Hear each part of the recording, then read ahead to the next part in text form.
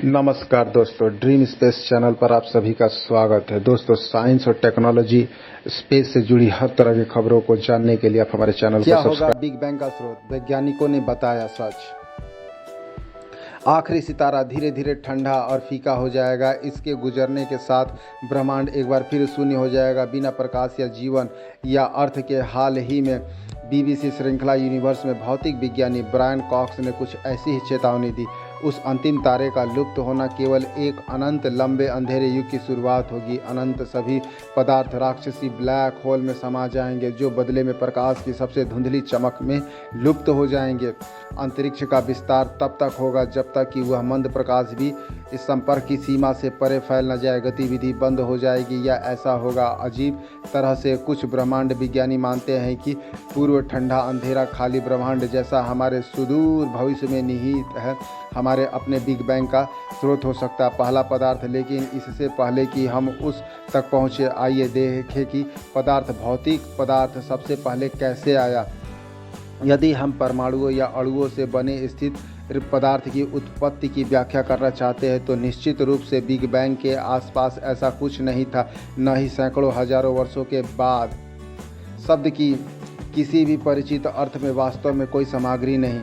हमें वास्तव में इस बात की बहुत विस्तृत समझ है कि कैसे सरल कणों से बने पहले परमाणु एक बार जटिल पदार्थों के स्थिर होने के लिए पर्याप्त रूप से ठंडे हो गए और बाद में इन परमाणुओं को सितारों के अंदर भरी तत्वों में कैसे जोड़ा गया। लेकिन वह समझ इस सवाल का समाधान नहीं करती कि क्या कुछ नहीं से कुछ आया है। तो चलिए और पीछे सोचते हैं। किसी भी प्रकाश के पहले लंबे समय तक रहने वाले पदार्थ कण प्रोटॉन और न्यूट्रॉन थे, जो एक साथ परमाणु नाभिक बनाते हैं या बिग बैंग के बाद 1 सेकंड के 10,000वें हिस्से के आसपास अस्तित्व में आए।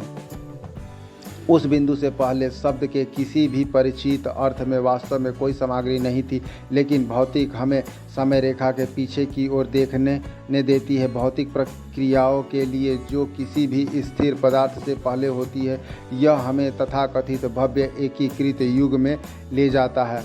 अब तक हम काल्पनिक भौतिक के क्षेत्र में अच्छी तरह से प्रवेश कर चुके हैं, क्योंकि हम अपने प्रयोगों में उस समय चल रही प्रक्रियाओं की जांच करने के लिए पर्याप्त ऊर्जा का उत्पादन नहीं कर सकते थे। लेकिन एक प्रशंसनीय परिकल्पना यह है कि भौतिक दुनिया अकाल्पनिक प्राथमिक कणों के योग से बनी थी, जिसमें क्वार्क, प्रोटॉन और न्यूट्रॉन के निर्माण खंड भी शामिल हैं।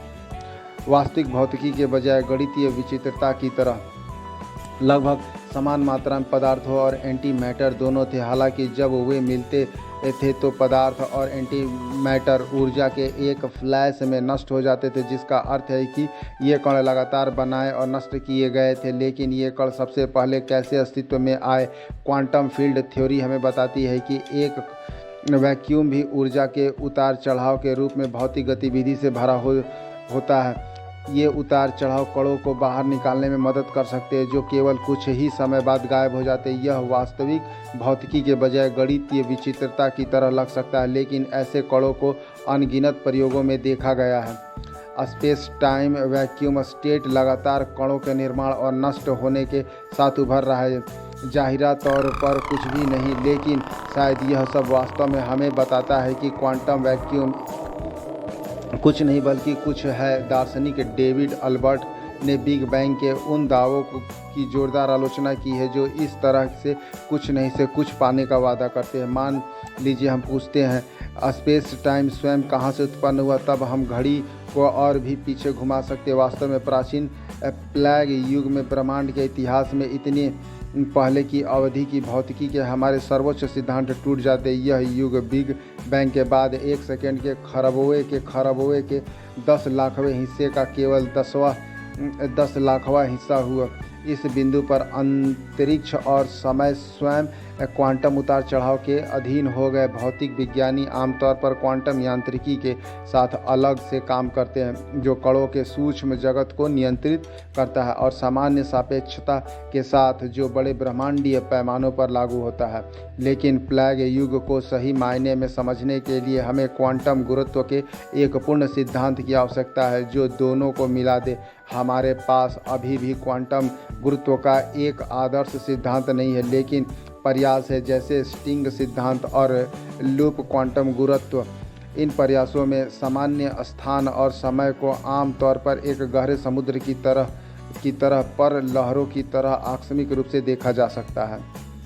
सर्वश्रेष्ठ भौतिकी भी उत्तर देने में पूरी तरह विफल। अंतरिक्ष और समय के रूप में हम जो अनुभव करते हैं वह क्वांटम प्रक्रियाओं के उत्पाद हैं, जो एक गहरे सूक्ष्म स्तर पर काम कर रहे हैं। ऐसी प्रक्रियाओं जो मैक्रोस्कोपिक दुनिया में निहित प्राणियों के रूप में हमारे लिए ज़्यादा मायने नहीं रखती। प्लेग युग में अंतरिक्ष और समय की हमारी सामान्य समझ टूट जाती है, इसलिए हम अब कारण और प्रभाव की अपनी सामान्य समझ पर भरोसा नहीं कर सकते। इसके बावजूद क्वांटम गुरुत्व के सभी सिद्धांत कुछ भौतिकी का वर्णन करते हैं जो प्लेग युग में चल रहा था, सामान्य स्थान और समय में कुछ क्वांटम अग्रदूत।